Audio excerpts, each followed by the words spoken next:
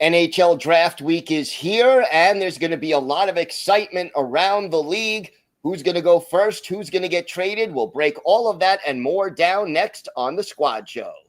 You are talking puck with the NHL Squad Show, sponsored by Game Time.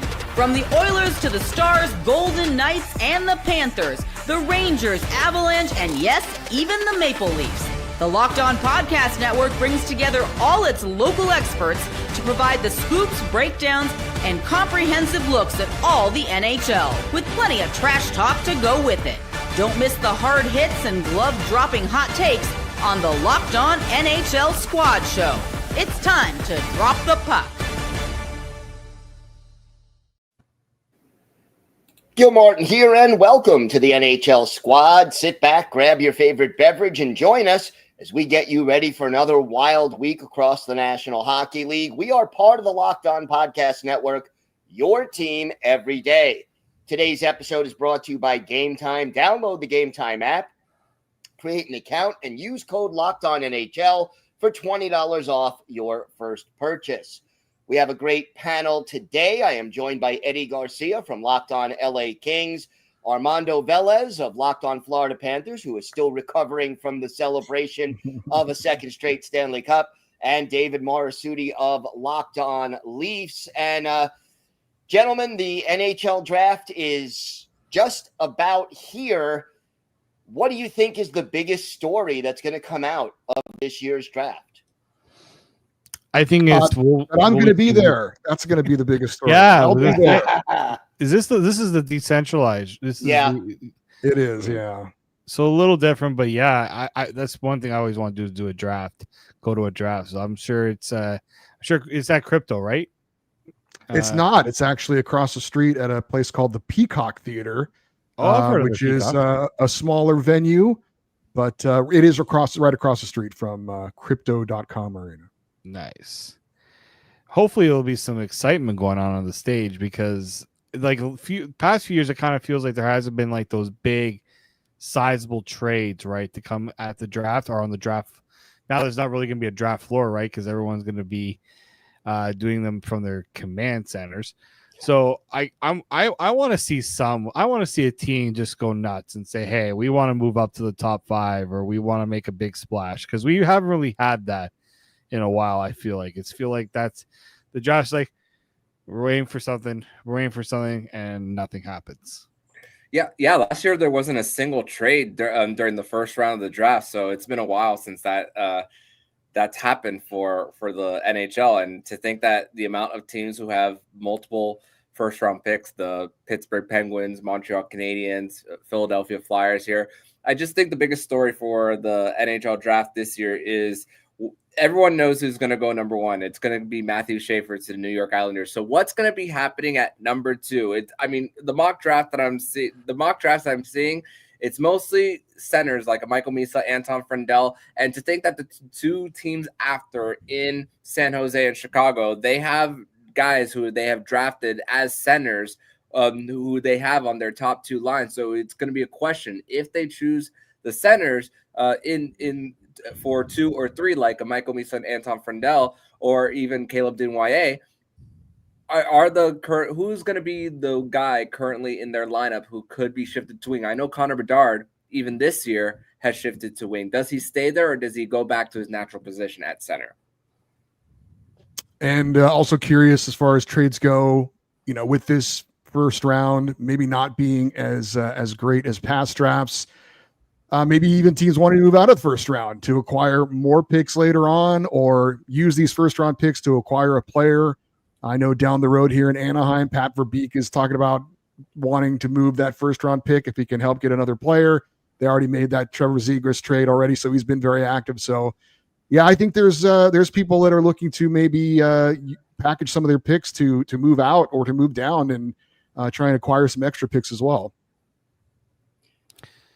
Yeah, no, I mean, especially if you're a team that doesn't have a first round pick, or a team that's trying to trade out of that first round, like I'm hearing like a lot of like trying to trade out might be tough, because the value just isn't there later in the draft. A lot of eyes are on like that top 10. So I'm curious to see, again, is a team going to want to really team that's lower in the draft really want to push up. I think the Rangers were kind of that team that wanted to try to get in and get Higgins. Like that's like the one that I think everyone is looking for. But I think they already decided to move that pick. Yes, it's part of the JT Miller trade. So yeah, unless they're trading something else, it doesn't look like that's happening. Well, and think about for the Rangers there for what giving Pittsburgh their allowing the Rangers to have their own pick next year as opposed to this year. It speaks volumes on how these general managers see this year's draft versus next year. I mean, I know the grand prize at next year is talking about Gavin McKenna, who still has a decision to make on which college he's going to go to after playing in the CHL for Medicine Hat. So that's also how an example of what Chris Drury is doing for how he sees the upcoming drafts versus this one. So let's see if teams are gonna give themselves an opportunity to trade back if need be in order to give themselves a better chance to win the lottery next year. I thought that was a very interesting decision by the Rangers because, I mean, I think a lot of people will pick them next year to be a team, that went from out of the playoffs to maybe in the playoffs, depending on how things go. But, when you had a team that obviously won the President's Trophy the year before, then they have a down year, maybe they jump back to where they were, or at least as far as a playoff team.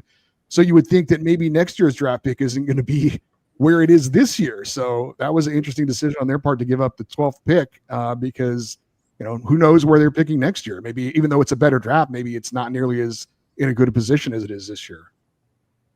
Yeah, but then the question becomes, is, let's say, the 20th pick in next year's draft better than the 12th pick in this year's draft? True. They obviously believe it will be. I would think, or they wouldn't have made this move. I mean, the bill is due for the Rangers. I mean, Shesterkin's contract is kicking in this year. I mean, the moment that the Rangers made that trade for JT Miller, I'm thinking, man, they have a whole bunch of guys who are going to be due. I mean, yeah, they shipped out Chris Kreider. They still have a decision to make on if they're going to give a qualifying offer to Keandre Miller as well. So that's another thing on how they're managing the books here upcoming. So it's going to be a lot of trying to fit everything in for them. So they might not have a bounce back as a lot of people are some people are trying to predict, because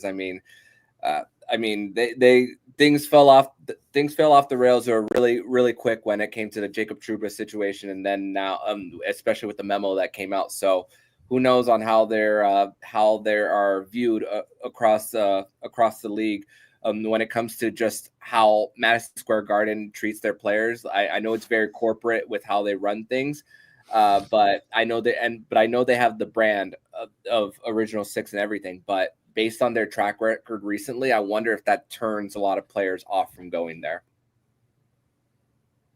It'll be interesting to see, how players react. And, the other thing for me, do you think there'll be a crush of teams that want to get into the top 10 because this draft is not very deep? Or do you think more teams will be laying back and saying, okay, let's accumulate more picks for next year?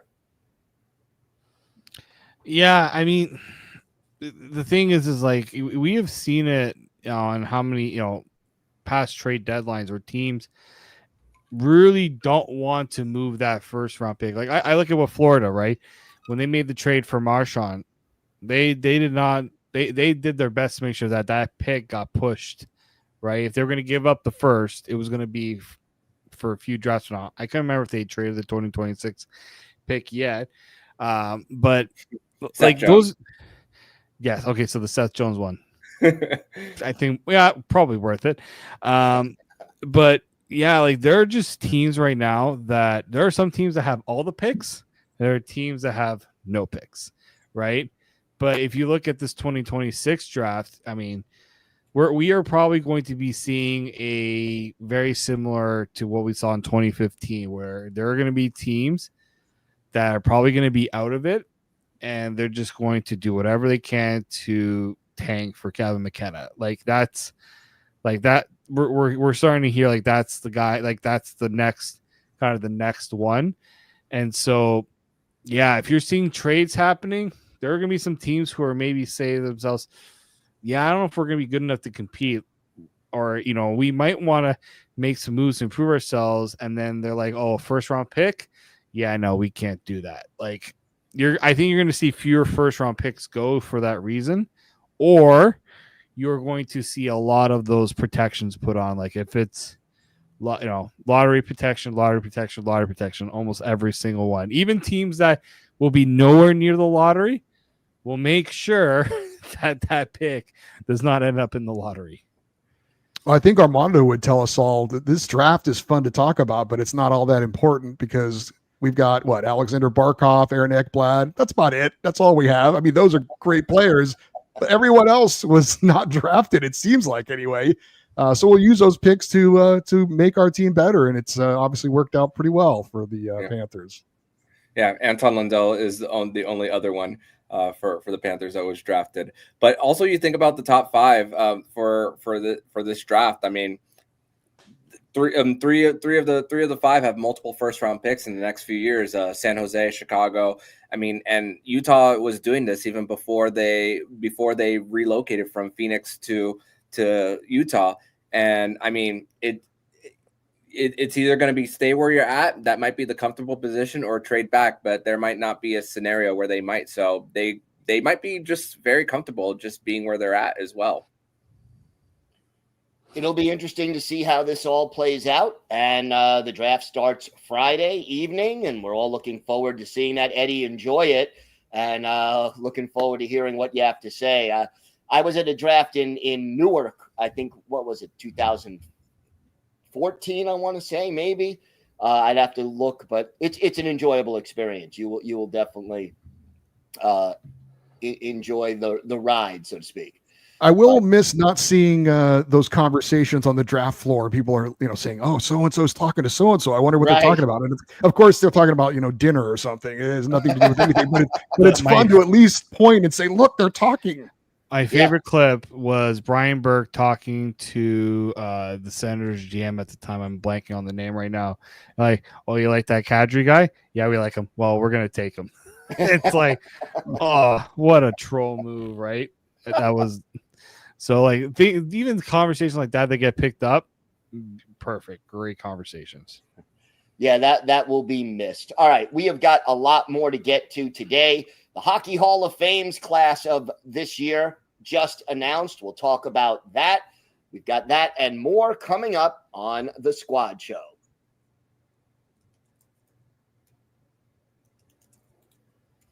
Today's episode is brought to you by Monarch Money. Ever wish managing your money felt easier? With Monarch Money, it can. Whether you're growing your savings or planning a big purchase, Monarch puts you in the driver's seat. It's like having your own personal CFO, giving you full visibility and control over your finances. Monarch Money is more than a budgeting app. It's a complete financial command center. You can track all your accounts, investments, and spending in one place. So in addition to managing your money, you're also building wealth. So you can use Monarch for so many different things. Did you ever wish you had all your accounts and spending in one place? If you share your finances with someone, Monarch can help you stay on the same page and work together to meet your goals. So take control of your finances with Monarch Money. Use code LOCKEDONNHL at monarchmoney.com for 50% off your first year. That's monarchmoney.com, code LOCKEDONNHL for half off your first year.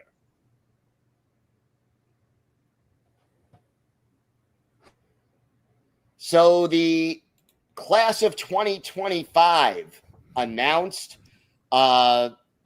pretty packed class, just a lot of people going in. I'm going to start with one who's been waiting a long time, and he's been Mr. Next Year every year, Alexander Mogilny, finally getting in. Is this overdue? Is this not deserved? What are your thoughts? So overdue. 16 years. 16 years he's been waiting. Mike and I have been beating this drum for so many years. I know people have been beating the drum even before I knew about him being a snub for the Hockey Hall of Fame.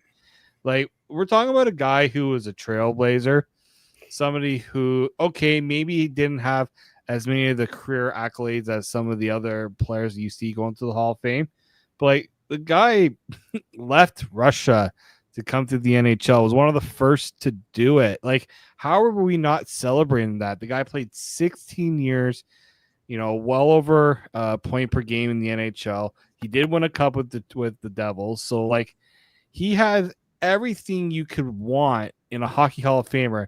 And yet, for 16 years, this guy couldn't get in. Was it because he was a former Leaf? Could be it. Maybe that's it. We can't have too many Leafs in the Hockey Hall of Fame. But no, I had so many people message me, just all caps, Mogilny got in. Like, that's how much like everybody else but the Hockey Hall of Fame were recognizing this guy's career. I don't know about Alexander Mogilny getting it. Eddie, are we about to throw down right now? Maybe. I just look. I've always been. I don't think I'm a Hall of Fame snob or anything, but I've always kind of looked at the Hall of Fame as being really the elite of the elite of the elite, right? And look, Alexander Mogilny had a wonderful career, almost 1,000 games played. And there's some stats that you just shake your head out and laugh, like 76 goals in 77 games, which is insane. But he never won a major award like all the other guys that are in this with Duncan Keith and Chara and Thornton. He did play in an era where there was, a lot of amazing scorers with, Mario Lemieux, obviously, and Gretzky and all those guys. So a little overshadowed, I guess. But I don't know. I think he's one of those guys that's kind of more Hall of Very Good rather than Hall of Fame to me. And you want to talk about trailblazing, that's fine. And I think that can be a component in it as well. I look at the stats and there are some crazy things in there, but all in all, I don't know that I consider him one of those superstars of his era. Put some respect on the Lady Byng, Eddie. He was the Lady Byng winner in 2003. I should, with Andrei Kopitar being a 3-time winner. So you're right, I should do that. Yeah. He is also a member of the Triple Club as well, the IHF Triple Gold Club. So yeah, and it is the Hockey Hall of Fame. It's not just the NHL Hall of Fame. So that's a fair point. And do you think he had to wait a little longer because he's Russian?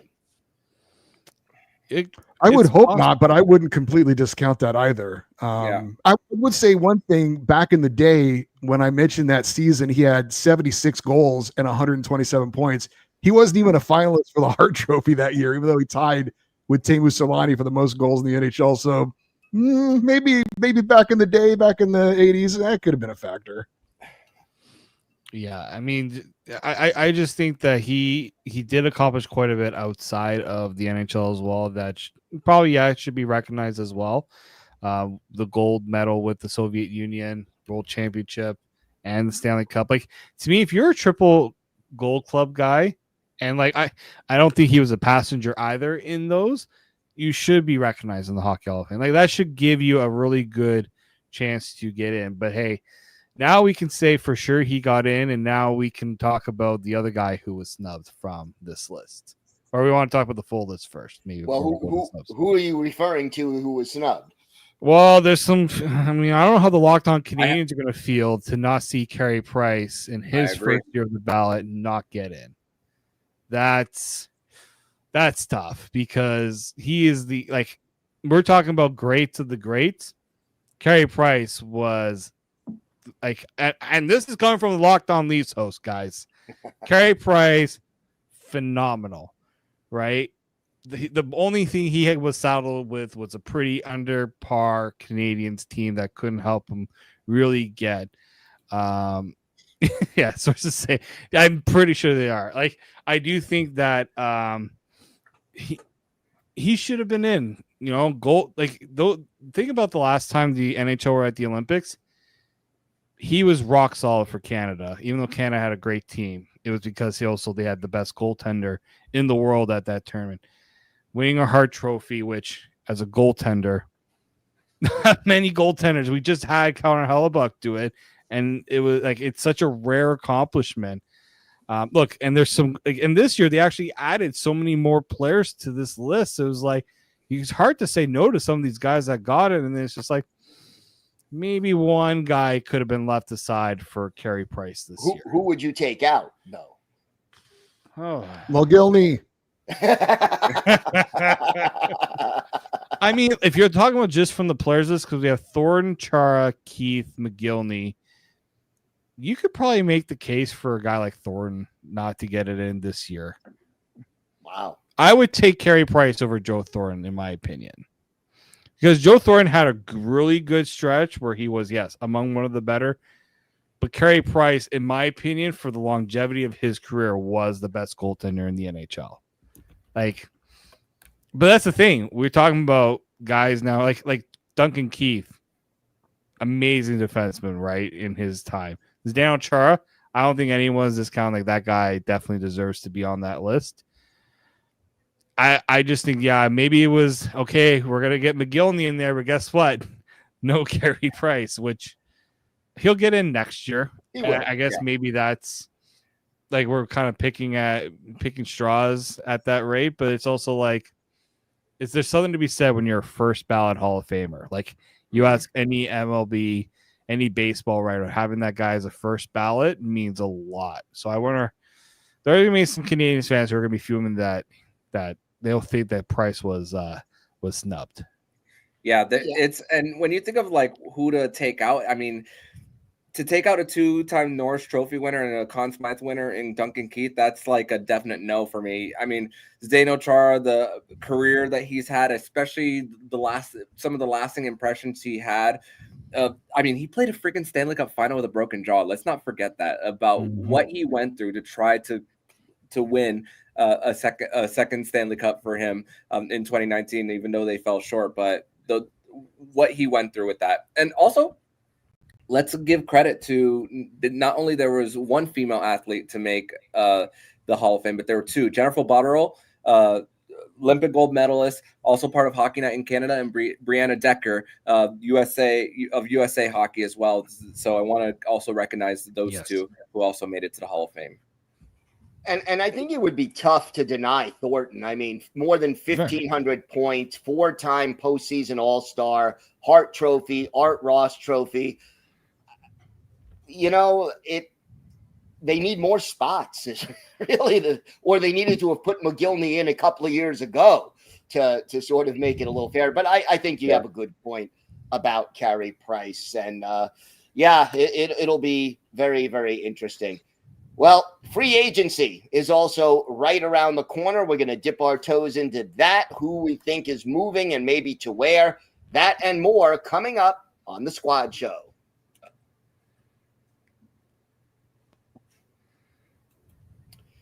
Today's episode is brought to you by Rougier. Guys, you've probably heard of Viagra or Cialis. Maybe you've even tried them. But if you're looking for something beyond the usual pill, it's time to meet Rougier Ready. Rougier Ready is the next-gen prescription treatment designed to amplify arousal in the brain and boost blood flow. Unlike the usual pills that can take hours, Rougier's 3-in-1 formula dissolves under your tongue and kicks in fast. On average, in 15 minutes, the effects can last up to 36 hours, so you can stay confident and in control when the moment is right. If traditional options haven't worked, Rougier may be the answer. Over 150,000 men have already made the switch. I love that it's completely online. Rougier connects you with a board-certified doctor and ships treatment directly to your door. Head to Rougier.com/LockedOnNHL and use code LockedOnNHL to get 15% off today. That's RUGIET.com/LockedOnNHL and use promo code LockedOnNHL for 15% off. Individual results may vary with prescription treatment. Compounded drugs are permitted to be prescribed under federal law, but are not FDA approved and do not undergo FDA safety, effectiveness, or manufacturing review. Please visit Rougier website for a full safety information.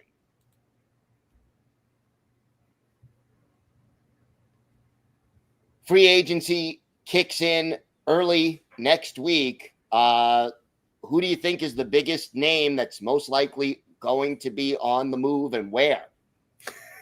Should David go first? I think we all know the answer to that question. I think we do. Mitch Marner alert. Well, it seems like this jersey here is going to be a relic very, very soon.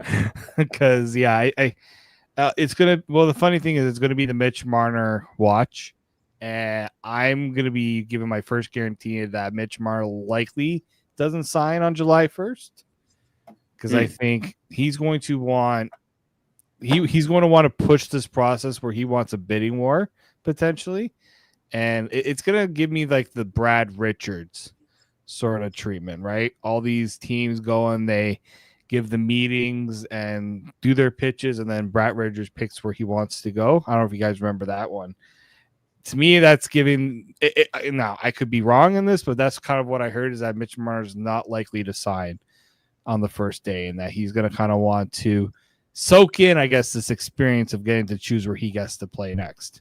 But do you think that will make other teams hesitate to sign other players, hoping that they can keep the cap space? And boy, do you need a lot of cap space to add Mitch Marner. If he's asking for $13, $14 million AAV, you can't sign someone else if you want to still be in the Mitch Marner sweepstakes.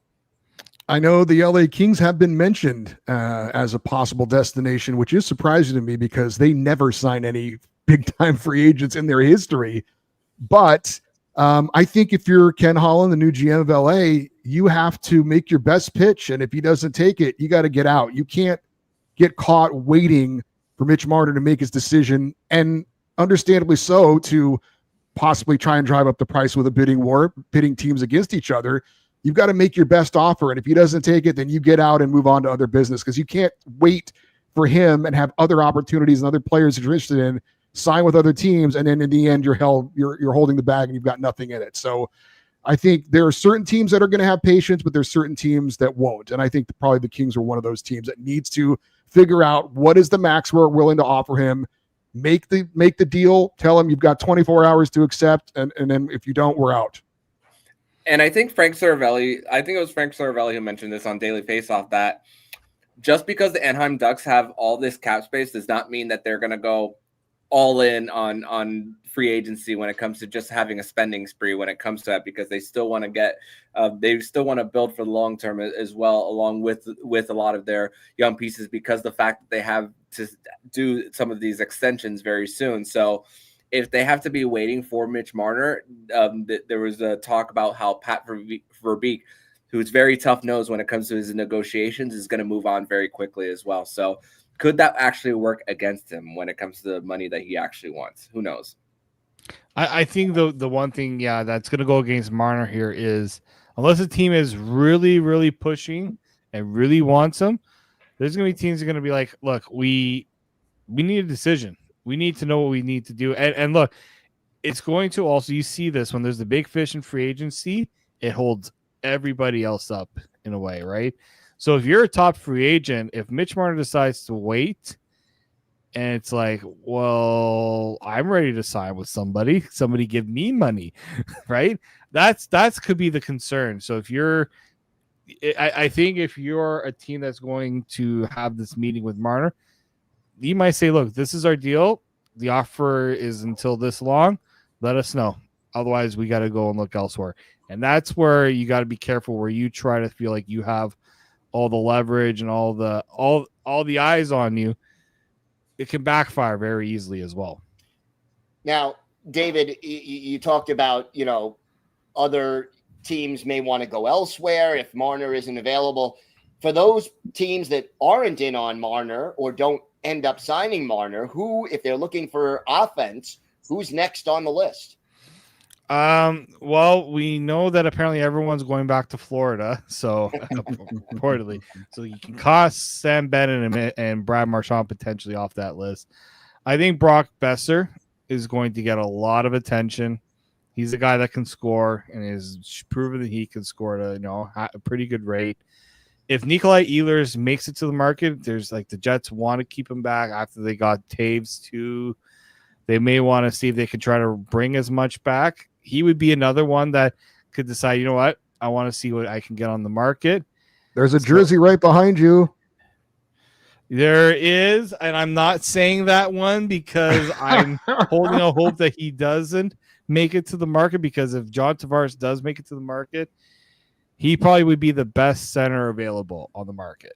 And so if that happens, the Leafs would have bungled very badly on a player that wanted to stay in Toronto, and they'll be catastrophic just failure if they just allow Tavares to get there. So yeah, those are kind of the guys I'm looking at because it's pretty bare. Like Patrick Kane could be another one if Detroit's not able to keep him around. Like that's a guy who's proven he can score. He seems to be getting healthier now after having that hip surgery a few years ago. So like those are the guys I'm looking at. I didn't want to put Tavares in there because I didn't want to put that in the universe. Wanted to keep the one guy. Keep one. Let us keep one, guys. I think Tavares ends up staying with how he performed in a contract year, high 30s in goals in that last year. I think they try to find a way to keep him, and I'm very interested to see how the Winnipeg Jets managed this free agency period. $24 million in cap space. I just saw with Ehlers being a free agent, and he's going into his 30s when it comes to this new contract. They already made the extensions of Mark Scheifele and Connor Hellebuck last offseason. They made the commitment to him. They also extended Neil Pionk as well. So there's also the trying to keep the core together. So how much is Nikolai Ehlers really going to command when it comes to going a contract possibly finishing at 37, 38 years old for him? It's going to be a wild couple of weeks, and of course, we'll have it all covered for you here on Locked On NHL. I want to thank everyone for making the Locked On NHL Squad Show your first listen today. For your second listen, check out the Locked On NHL podcast. There is no off season. We'll be bringing you the daily league-wide stories that matter most with the local coverage you love from Locked On. Find Locked On NHL on YouTube or wherever you listen to podcasts. It's part of the Locked On Podcast Network, your team every day. I'm Gil Martin. I want to thank Eddie Garcia, Armando Velez, and David Morassutti for joining me today. Have a great week, everybody, and we'll be back next week with more exciting talk here on the NHL Squad.